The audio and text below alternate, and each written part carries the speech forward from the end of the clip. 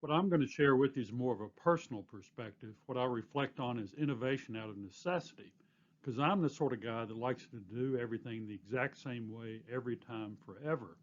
So I didn't just wake up one morning and have this wild idea of trying something new.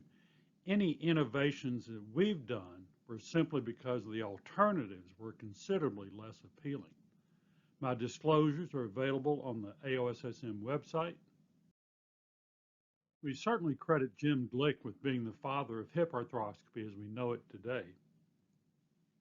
He devised the lateral decubitus position, which was popular around the world. We did our first hip scope in Nashville in 1990. At that point, I'd never heard of hip arthroscopy, much less done one or seen one. One of my partners had a 16-year-old kid with loose bodies in his hip 2 years following closed treatment of an acetabular fracture, and she was going to do an arthrotomy to remove these and asked me, what do you think about trying to take these out with the arthroscope? And I thought, well, as long as we don't do something dumb like cut the femoral nerve, we'll try, and when it doesn't work, you can simply flip them over and do your arthrotomy to take them out. So this is that first case in 1990. I just used the techniques that Dr. Andrews taught me about taking loose bodies out of other joints. We used the largest shaver we could find. We got the largest cannula from the shoulder set to flush them out. And some of these we had to freehand. We just got some pituitary rongeurs from the spine set, but it worked. Then once a year over the next couple of years, I'd have somebody land on my doorsteps with loose bodies that we remove. And after a couple of years, we had 3 of these cases. And one of the physical therapists came to me and said, you know, I've rehabbed these folks with loose bodies in their hip because I think my brother's got loose bodies in his hip. He'd been in a motorcycle accident 14 years before. I had to quit work framing houses because he never knew when his hip was going to give out on him. We did all these studies which didn't show anything. And I thought, well, maybe you've got some sort of radiolucent loose body that we just can't see on these studies. And after 14 years of symptoms, it didn't seem premature to say, let's take a look and see what we can do. Well, I fully expected it to be a normal hip scope, and I thought if I'm going to scope a normal hip, we might as well make an educational video out of it. So this is that case in 1992. I'm putting the scope in the hip, expecting to see a normal joint. And what we find is this bucket handle tear of his labrum flipped up inside the hip, which we excised. And after 14 years, his symptoms were gone. And that's when a little light went off in my head and said, you know, there's other things inside the hip that we're just not very astute about identifying. And that's what set me on this trek today. As an aside, a quarter of a century later, he's still pain-free with normal x-rays. So labral debridement is not always a bad operation. In 1994, we published our technique on the supine approach, and that was based on just a dozen cases. So I emphasize to the young people that you don't have to be part of a big organization and you don't have to have done thousands of something before you may have something meaningful to contribute to the scientific literature. I remember when the paper was accepted, the editor sent me back the acceptance and also noted on there that the need for the lateral position will become obvious. Well, I'm still sort of waiting. Also in 1994, we did our first bona fide athlete. This was a Division I basketball player from the state of Kentucky who got undercut on the basketball court in January of his sophomore year, landed on his greater trochanter, developed groin pain, made it through the season. They made it to the Sweet 16 that year, but by November the following year, he still got joint symptoms, and his only problem is he can't dunk. And a 6'7" basketball player who can't dunk isn't much use to his team. He'd had 3 MRIs that were diagnosed as atypical AVN, and we thought, well, if you can't go with it the way it is, with your mechanical symptoms, we'll take a look. I had no idea what we might find. What we did find was this unstable articular fragment off the medial side of his femoral head, which we excised a month before his junior year, and that year he was the league MVP and the league leading scorer, which is much more of a tribute to his ability than to mine. He went on to a successful NBA career that was ended by a foot injury, but not because of his hip. In 1997, I was actually asked to come to a university to operate on one of their athletes. And they thought, well, hey, if you're here, why don't you give grand rounds? So I operated on the athlete, I gave grand rounds, and when I got done, the chairman stood up and proceeded to give me his perspective on hip arthroscopy.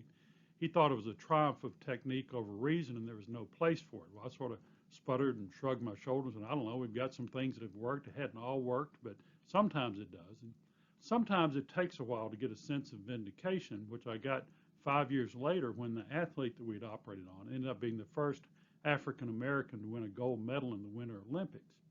So again, things sometimes take a while to come around. In 1997, the Houston Oilers moved to town and became the Tennessee Oilers, and somehow ended up being their team doc. Well, sure enough, in training camp that first year, one of our offensive linemen develops hip pain. We inject him. He gets through the season.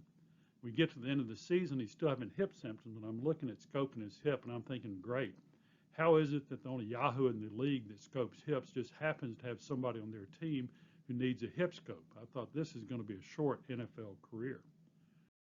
We scoped his hip. We went in a lot of articular fragments, not the sort of findings you would think would be good for a durable hip, but he responded well, became a starter, and 20-something years later, he's had both knees replaced, but he's still sort of percolating along with his natural hip joint.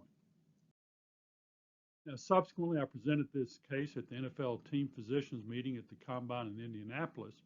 And I remember one of the trainers who had come with the team from Houston, who's still with us, said, you know, we had a couple of these guys back in Houston with these groin problems that just never seemed to get better. He goes, I wonder if some of them might have had a hip problem. And it wasn't until years later that it finally dawned on me that it wasn't that I was the only Yahoo in the league scoping hips. It just happened to have somebody on their team with a hip problem.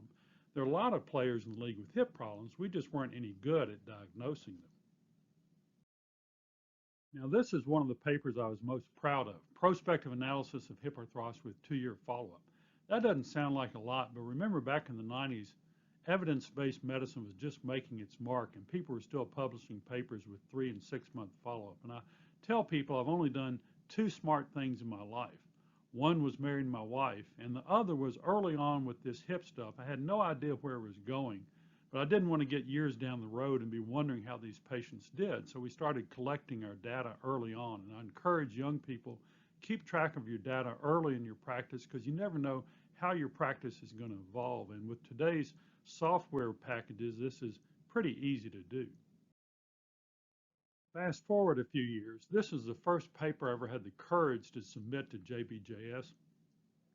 Prospective analysis of hip arthroscopy with 10-year follow-up. We had 100% follow-up on all patients. I submitted it, and they rejected it. They didn't offer any revisions. They just said it was not contemporary. I'm like, not contemporary? This is 10-year follow-up. They just rejected it. So I shipped it over to clinical orthopedics, and they accepted it pretty much as is. And again, sometimes it takes a while for things to come around. But I remember years later, the editor who had rejected my paper sent his daughter to me for treatment. So at least I felt a small sense of vindication. It just took a while. In 2001, we published the first scientific article on hip arthroscopy in athletes. The mean improvement was 35 points, and 93% of these showed demonstrable improvement. Remember, these were simple debridement procedures, and they showed the greatest improvement in the first month. They pretty well peaked by 3 months, and those results were pretty well maintained on those that were 5 years out. As someone once said, nothing ruins good results like follow-up. When we looked at our 10-year follow-up,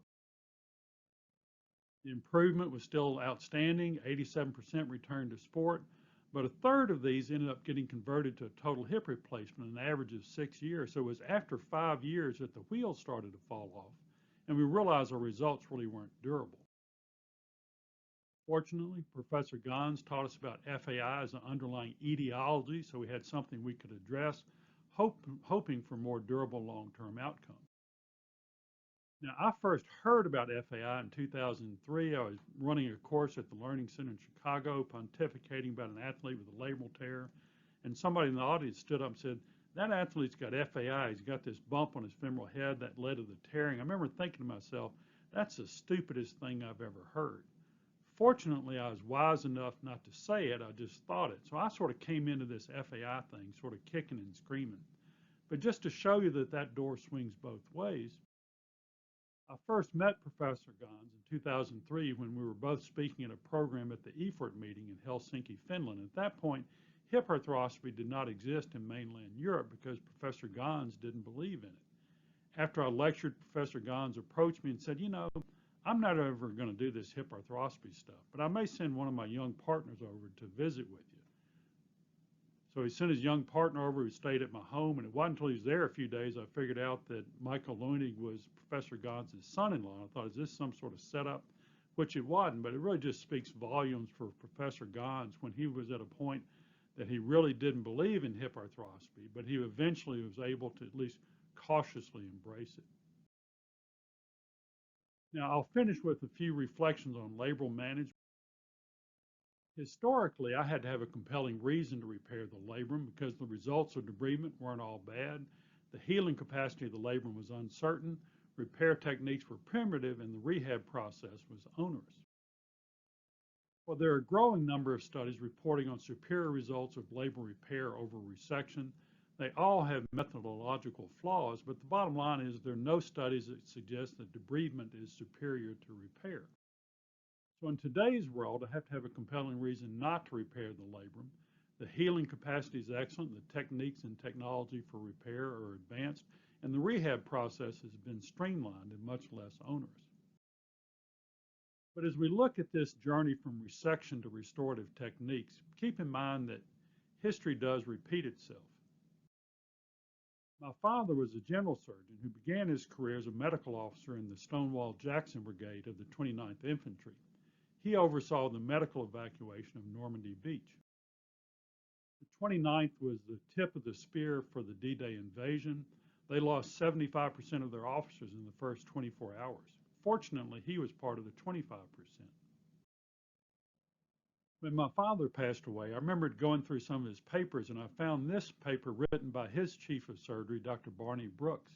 And you have to remember that at the beginning of the last century, all surgery was ablative surgery. It was amputations, abscesses, the occasional tumor. And Dr. Brooks wrote about performing a gastrojejunostomy, and he had two surgeons watch him, and they said it was indeed a strange sort of operation because nothing was removed. Well, I think in today's world, we've reached that where we're no longer just doing debridement procedures in the hip, but we're generally doing preservation, restorative procedures for long-term durability of the joint. Greetings from Nashville, and thank you very much.